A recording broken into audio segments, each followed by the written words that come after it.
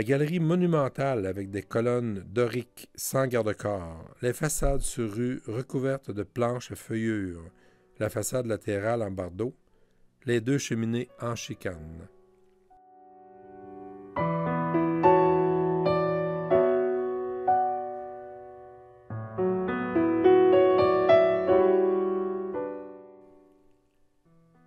Une double maison. L'annexe arrière est presque aussi grande que le corps du bâtiment principal. Revêtement de larges planches à clin. Au sommet de la façade, un des 4 pinacles situés aux angles de la flèche du clocher de la première église et récupéré par Joseph Giroux au moment de la démolition de l'église en 1898.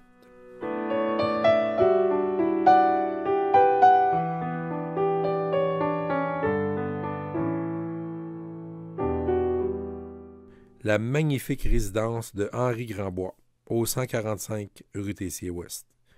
Pierre-Hubert Grandbois construit cette grande maison pour son frère Michel Adolphe, qui viendra l'habiter en 1890.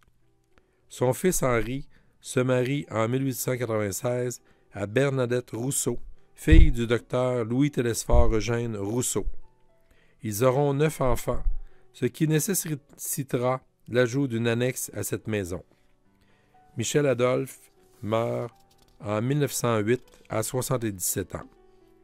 Henri Grandbois acquiert une notoriété en s'impliquant en politique municipale et surtout par son fils, l'illustre écrivain et poète Alain, dont la Société des poètes canadiens-français lui a rendu hommage en 1971 en présence de son épouse Marguerite Rousseau. Un domaine au Lac-Clair avec gardien, la scie de téléphone Port-Neuf, des bois en coupe et en futaie, les moulins à farine et à bois, la ferme de l'île aux Hurons avec des fermiers. Les Grandbois auront à leur service un cocher qui deviendra chauffeur, un garde-chasse, une cuisinière, etc. Et maintenant parlons d'architecture. La résidence d'Henri Grandbois comprend 14 pièces composées de 2 bâtiments aux gabarits différents. Le premier bâtiment est une maison à 2 étages en briques d'Écosse avec chaîne d'angle surmontée d'un lanternon. Au rez-de-chaussée, des oriels ou bay-windows à ouverture cintrée alternent avec des ouvertures en arc surbaissées encadrées de pierres de taille. Des imposantes portes en bois massif. La galerie ou couverte suit sur 2 côtés de la maison et soutenue par des poteaux à rainures entourés de rampes aux balustrades tournées et possédant sa propre corniche décorée de consoles et de denticules. Les lucarnes portent des toits en accent circonflexe. Le lanternon est ancré par de multiples consoles, percées d'ouvertures en hémicycle et couronnées d'une corniche moulurée cintrée. Même la tôle à baguette recouvrant le toit et la cheminée est ornée de moulurages. L'annexe à 2 étages, à toit plat, est aussi élaborée. Son toit est couronné d'un entablement à double frise surmonté d'urnes et d'un fronton avec amortisseur. Alors, on va maintenant parler du couvent avec Angémie Asselin. Bonjour, ça va bien? Oui, ça va bien. Oui. Alors, le couvent, c'est quand même quelque chose de très important ici à Saint-Casimir. C'est un immeuble imposant, c'est un grand immeuble qui est là depuis très longtemps. Parlez-nous un peu de l'histoire du début. Bien, le couvent il a été construit, il a ouvert ses portes en 1890. C'est les religieuses, les Sœurs de la Providence de Montréal, qui sont venues bâtir le couvent à leurs frais, à la demande de M. Rousseau, parce que lui, il avait deux de ses sœurs qui étaient religieuses, fait que là, ça a été plus facile de venir s'établir à Saint-Casimir. Puis la commission scolaire a donné 3 000 $ par année pour l'entretien du couvent. Il faut le mentionner, il y a beaucoup de bâtiments qui se sont faits à cette époque-là parce que c'était florissant Saint-Casimir à cette époque-là. Oh oui, il y avait près de 3 000 habitants à Saint-Casimir. Il y avait beaucoup d'enfants. Oui, puis il faut le mentionner, c'était la 2e municipalité en importance dans le comté. C'est en plein ça. C'était à un niveau régional. Okay. Au début, est-ce que l'école était mixte ou c'était juste les dames ou les hommes? Comment ça fonctionnait? Au début, vu qu'il n'y avait pas d'école de garçons, il y avait les garçons venaient au couvent. Ils étaient au premier étage pour ne pas se mélanger avec les filles qui étaient au 2e puis au 3e étage. C'était mixte. Mais puis au 4e étage, vu que pour rentrer dans la mission des Sœurs de la Providence, le 4e étage était réservé aux personnes âgées. OK. Et je ne sais pas si je me trompe, mais j'ai déjà entendu une histoire que sur le pont, il y avait des trottoirs pour les gars et les filles aussi. Oui, ça, c'est après 1908, parce que le collège a été bâti en 1908. OK. Mais comme il y avait des filles qui restaient de l'autre côté de la rivière, il n'y avait pas le droit de passer sur le même côté du pont que les garçons. OK, c'est assez particulier. Les filles passaient à droite, puis les garçons passaient à gauche. J'aimerais aussi qu'on parle du constructeur, M. Giroux. C'est quand même un personnage imposant et important ici à Saint-Casimir. Oui, M. Alfred Giroux, c'est le fils de Raphaël Giroux qui a construit l'église. Puis lorsque son père est décédé, c'est Alfred Giroux qui a continué son œuvre. OK. Puis c'est lui qui a été accepté pour construire le couvent. Puis à Saint-Casimir, il y avait beaucoup d'artisans qui étaient à Saint-Casimir de tous les métiers. Alors, c'est pour ça que les Giroux ils ont occupé une place importante à Saint-Casimir. Puis je pense que vous avez fait un hommage dernièrement, hein, justement, au Giroux et tout ça. Là. Oui, on a, suite à un article qui a paru dans notre cageux, oui, on a retrouvé la troisième génération après M. Alfred Giroux. Ils sont venus ici au couvent. Oui. Ils ont visité le couvent, puis on a passé une fin de semaine avec eux autres. Puis il y a un panneau là, que je pense qu'on a des images aussi explicatives. Là. Léo Denis Carpentier avait fait une affiche avec tous les artisans, puis Alfred Giroux, pour reconnaître son importance au couvent. Vous êtes une société qui fait beaucoup de recherches, hein? Je sais pas trop quoi répondre à ça. Oui, je pense que c'est clair. Ça raconte 127 ans d'histoire. Et voici. Oh, wow. Hommage aux bâtisseurs. Ça a été fait par M. Denis Carpentier et avec aidé de M. Paul Trépanier. Et alors donc, on est bien fiers du travail qui a été effectué. Puis ça va rester ici, à l'auberge. Et pour les membres de la famille Giroux, vous avez un exemplaire de cette plaque-là. Oh, wow! Une petite, là, un petit papier qu'on a préparé pour vous, mais pour que vous gardiez vous-même dans vos archives, et comme a si bien dit Robert tout à l'heure, on espère que vous allez revenir à la 127 ans. Alors, Madame Dominique, si vous voulez dire quelques mots, s'il vous plaît. Mais alors, c'était un honneur pour la famille Giroux. On est venu de différents endroits du Québec, justement, à l'invitation de M. Paul Trépanier. Et quel bonheur! Nous, on venait, on avait une invitation, on voyait par les emails que M. Trépanier était fort sympathique.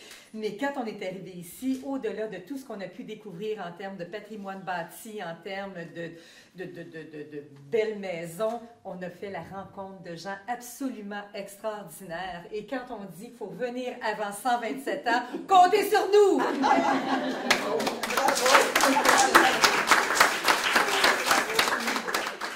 Ensuite de ça, on parlait que c'était mix au début, mais est-ce que ça a changé par la suite? Oui, en 1908, quand ils ont construit le collège, là, les garçons se sont en allés au collège.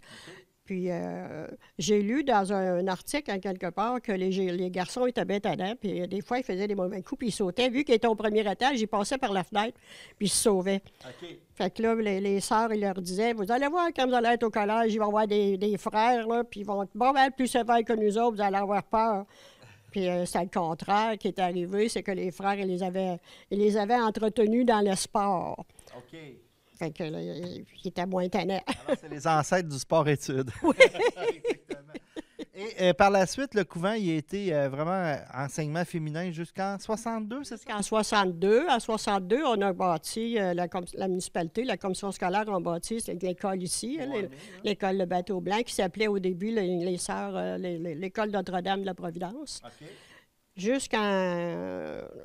Jusqu'en 80, le couvent il était réservé pour une maison pour personnes âgées. D'accord. OK. Puis là, ça a fermé, puis là, il y a eu comme plusieurs usages par la suite.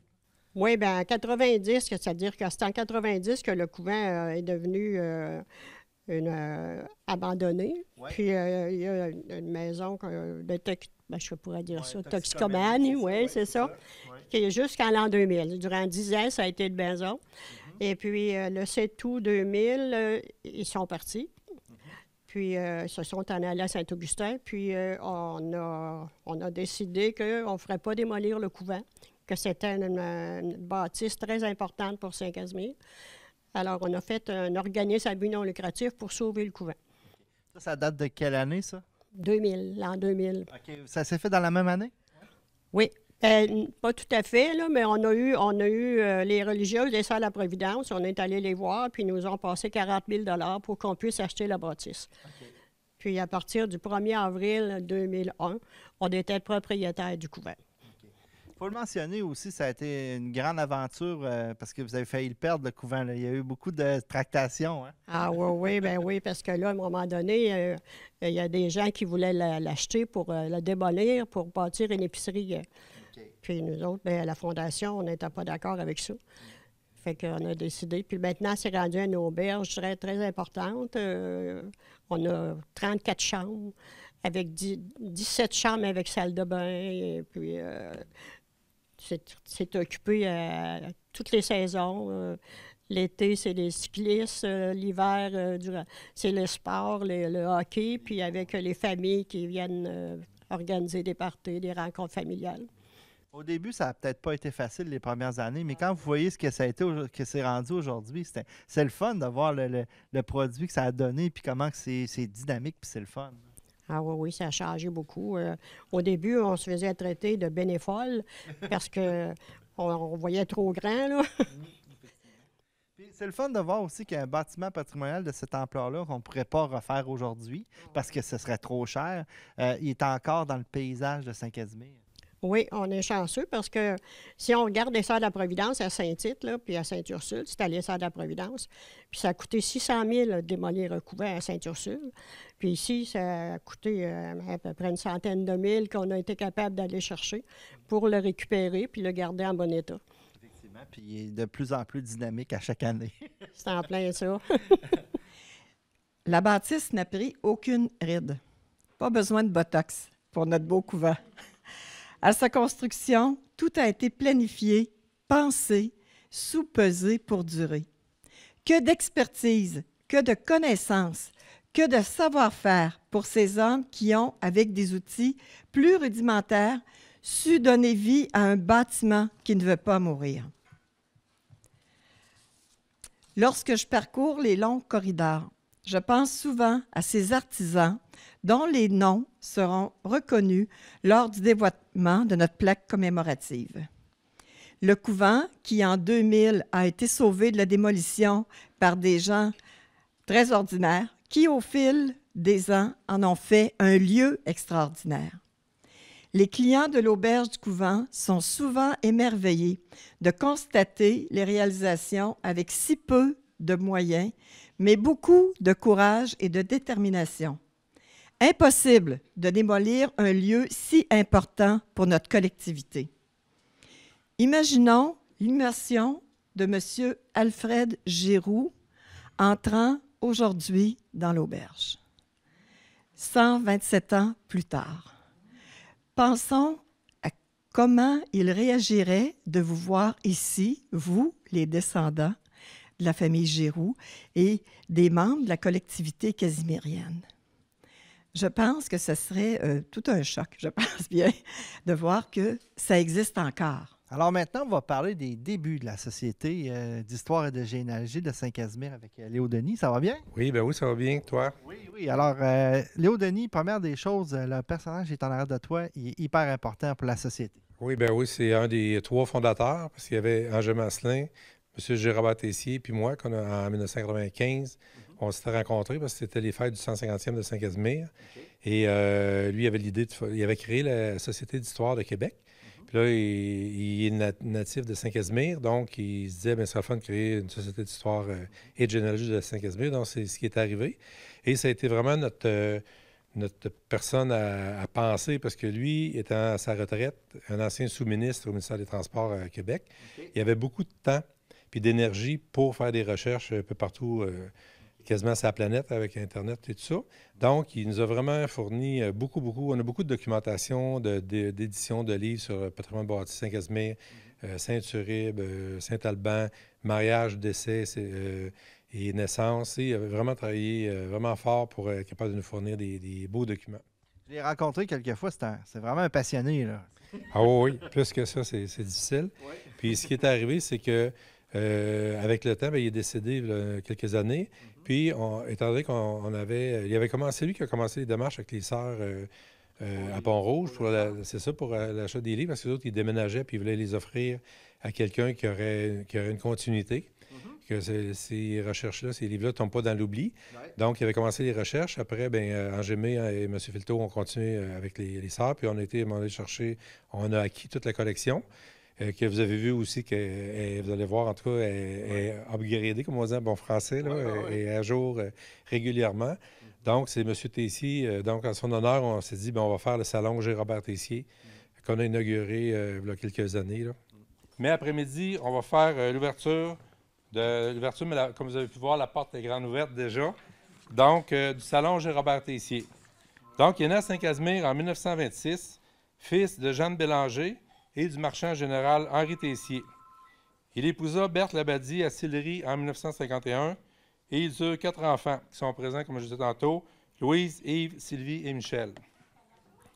Il a été sous-ministre adjoint au ministère des Transports du Québec, gouverneur de l'Association québécoise du transport et des routes, ancien gardien-chef de la Société des 7 gardiens de l'Université Laval, je crois, cofondateur et gouverneur de la Société de généalogie de Québec, président fondateur en 1996 de notre Société d'histoire. Il aurait également été un des principaux artisans de la fondation du Centre d'archives régional de Portneuf. Donc, le salon va servir à faire de la recherche et il va y avoir toujours quelqu'un de disponible pour aider les gens à faire leur recherche. Et nécessairement, aujourd'hui, avec, on va dire, comme certains disent, les Internets, on peut faire beaucoup de recherches et on va tenter de les orienter sur différents sites qui existent pour qu'ils puissent continuer à faire leur recherche familiale. C'est dans ce but-là qu'on prend la relève et on veut desservir le plus grand monde possible. Même à l'aube de ses 90 ans, avant son décès, il cherchait encore des projets dans un souci de se rendre utile à la société. Aujourd'hui, c'est un peu comme un clin d'œil. Si son nom, indirectement son vécu, ses ouvrages, peuvent être une source d'attraction, d'inspiration, bien, ça continue à être utile. Son souhait était que sa passion puisse se transmettre et de donner le goût à d'autres, de continuer aujourd'hui à travers les générations futures. Vous faites presque 25 ans de société, c'est quelque chose? Oui, on a fêté notre 20e anniversaire, ça fait 2 ans, 2017, je pense, puis c'est ça. Donc, oui, ça va vite. Le temps passe, les cheveux blanchissent, puis, mais c'est comme ça. C'est quand même intéressant de voir que 2 des 3 fondateurs sont encore là. Ben oui, on est toujours sur le conseil d'administration. Puis on s'implique comme Angémé, est-ce que beaucoup, c'est elle qui est la rédactrice en chef de notre revue Le Cageux. Donc, elle fait les recherches pour trouver des nouveaux sujets, des personnes qui font des recherches sur leur famille, leurs ancêtres, puis qui veulent publier des vieilles photos. On a des tonnes de copies, comme on peut dire. Fait que donc, c'est pas mal elle qui s'occupe de ça. Puis moi, je m'occupe plus des communications. Là, le site Internet qu'on essaie éventuellement, qui va être mis à jour, qui va être revampé. Pour être plus accessible aussi aux gens, pour qu'on puisse mettre plus de choses dessus. Je reviens un petit peu sur M. Tessier. Lui, il a fait beaucoup d'écrits. J'imagine que ça a été dans le Cageux ou il a fait des écrits? Avant de fonder la Société d'histoire et de généalogie de Saint-Casimir, il avait déjà écrit un livre sur Mathurin Tessier, son ancêtre, les 5 généalogies de magasin général de marchands généraux à Saint-Casimir. Ça, c'est sa famille. Puis, il a continué avec nous autres à faire des livres sur, exemple, le patrimoine bâti Saint-Casimir, qu'on va voir là, plusieurs maisons. Donc, il a fait vraiment des recherches architecturaux. Aussi sur les familles, la généalogie, qui a bâti, quand on le sait, qui s'est fait bâtir la première maison, c'est qui le maçon, ou en tout cas le menuisier ou l'architecte qui a fait tel bâtiment, le couvent, mettons. Fait qu'il a fait beaucoup de recherches comme ça, puis il a continué d'éditer via la Société d'histoire des livres dont on va en avoir plusieurs échantillons, là. Puis, il faut mentionner ce cadre-là, ben c'est lors du lancement. Ça fait pas très longtemps, le lancement, là. Non, c'est une bonne question. Je me souviens plus de quelle année. Automne 2016. C'est automne 2016. Voilà, c'est écrit en plus. C'est ça. Fait que moi, quand c'est écrit dans ma tête, on dirait que je l'oublie un peu. Oui. Mais c'est ça qu'on avait fait ici. D'ailleurs, la salle était pleine, puis avec ses enfants qui étaient là. Parce qu'il y a eu aussi une médaille du gouvernement du Québec. que ses enfants, dans les dernières années, ils étaient malades, donc ils n'avaient pas pu se déplacer, mais ses enfants avaient été les chercher. Puis aussi, ses enfants, lors de son décès, ils nous ont donné des caisses d'archives que M. Tessier avait dit, ça, c'est pour la Société d'histoire de Saint-Casimir. Okay. Donc, c'est vraiment le fun. Puis nous autres, dans le fond, on poursuit. Donc, les gens, ils peuvent venir, comme vous allez voir avec M. Filteau, toutes les richesses qu'il y a dans ce petit local-là en arrière, ça, c'est un coffre-fort. Ouais. Et les gens peuvent s'inscrire, venir prendre des rendez-vous. Puis vraiment, c'est peu coûteux pour toute l'information qu'on peut lui fournir ou les aider à faire leur recherche. Mais avant d'aller à l'intérieur, Léo Denis, je pense que c'est une petite vidéo à nous mentionner. Puis nous autres aussi, on avait des archives justement de ce lancement-là. Oui, bien oui, c'est ça. C'est un petit vidéo que j'avais fait avec plein de photos qui m'ont été fournies par la famille en particulier. Donc, lors du lancement, vous allez voir dans vos archives, on voit en arrière la vidéo qui tourne. Donc, je vous l'offre pour les émissions. C'est ça. Puis on va rejoindre M. Filteau à l'intérieur dans quelques instants. Merci, Léo Denis.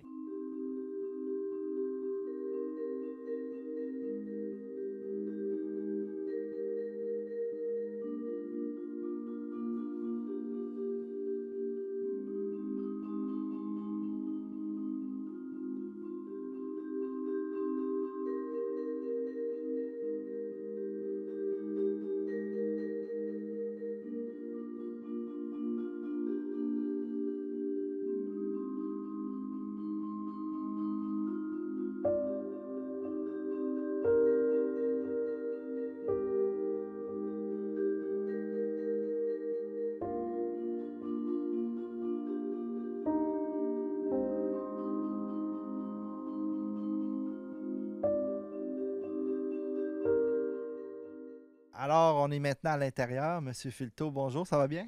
Bonjour, oui, très bien, Stéphane. Oui. Alors, vous êtes dans votre environnement, il faut le mentionner. C'est quand même quelque chose d'impressionnant pour les gens qui... Tu sais, ça a l'air d'être une bibliothèque normale, mais c'est vraiment extraordinaire tout ce qui est ici. Là. Oui, c'est sûr. On a acquis, il y a 2 ans, les livres des Sœurs de Charité de Pont-Rouge, dont environ 300 livres sur la généalogie et environ 400 livres sur les biographies paroissiales.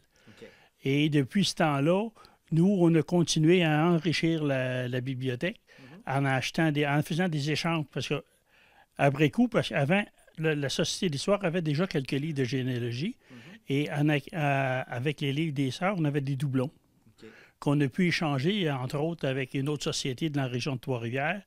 Et depuis ce temps-là, on a établi des ponts et eux nous informent de leurs doublons et parfois, si on ne les a pas, on les acquiert à bon prix. Okay. D'ailleurs, j'ai remarqué, là, parce que j'ai fait le tour un petit peu avant que vous arriviez, il y a des choses de Sainte-Geneviève de Batiscan, donc ça vient de cette société-là. Là. Oui, oui. On couvre, avec les livres de la Société des Sœurs de la Charité, on couvre de Trois-Rivières à la vallée de la Matépédia. OK. Autant que ça? Oui, oui. On couvre assez grand. On a beaucoup de livres sur le Saguenay. On en a sur tout Bellechasse. On a la collection complète du PRDH. C'est quoi ça? Le PRDH est une série de volumes, une quarantaine de volumes qui ont été créés d'abord au départ avec l'Université de Montréal pour faire des recherches en généalogie pour trouver les problèmes de maladies au Saguenay. Mais par la suite, vu l'ampleur du travail, il y a eu du monde pour continuer et ça donne beaucoup d'informations sur nos ancêtres. Donc, une personne qui voudrait justement faire des recherches soit généalogie ou sur une municipalité, parce que vous avez beaucoup de répertoires municipaux, de livres d'historique sur les municipalités. Alors, comment ils fonctionnent? Est-ce qu'il y a des heures d'ouverture? Est-ce qu'il faut qu'ils contactent quelqu'un? On fonctionne avec les mêmes heures que la bibliothèque. Le mardi après-midi de 13h30 à 15h30, le jeudi soir de 18h30 à 20h30 et le samedi matin de 10h à midi. Ils peuvent me contacter pour s'assurer que moi, je suis présent pour leur aider. Habituellement, en moins de rendez-vous médicaux, à ce moment-là, je suis toujours ici sur les heures de bibliothèque. Et on pourrait faire exception à l'occasion pour quelqu'un qui a une impossibilité de venir à ces moments-là, de prendre rendez-vous avec moi et qu'on puisse venir faire la recherche ici à un autre moment. Donc, ça peut être une personne justement qui a une recherche bien précise à faire sur sa famille, des choses comme ça. Des fois, c'est plus long, fait que là, on vous entendait ensemble. Oui, c'est ça. On a eu un monsieur dernièrement de Cap Santé qui est venu sur ce fait de recherche sur sa famille. Et après avoir pris rendez-vous avec moi, on a convenu que le jeudi soir, lui, c'était plus simple pour lui. Il venait le jeudi soir ou le samedi matin, puis on faisait de la recherche ensemble.